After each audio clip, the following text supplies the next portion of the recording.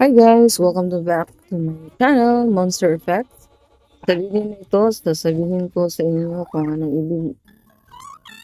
ang precision effect ang ginamit ko using Dual Master.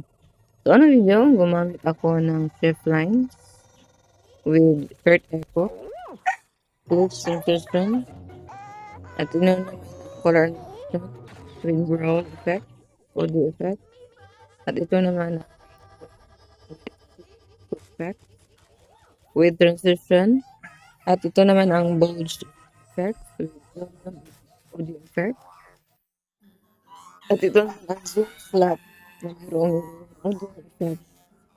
Ito naman may color inversion green effect, slicer audio effect. At ito naman ang different box effect. At ito naman ang flip gesture na may audio effect. At ito naman ang half effect na may monster. Sa susunod naman ay bench effect na may space audio effect. At ito naman ang light effect at illusion audio.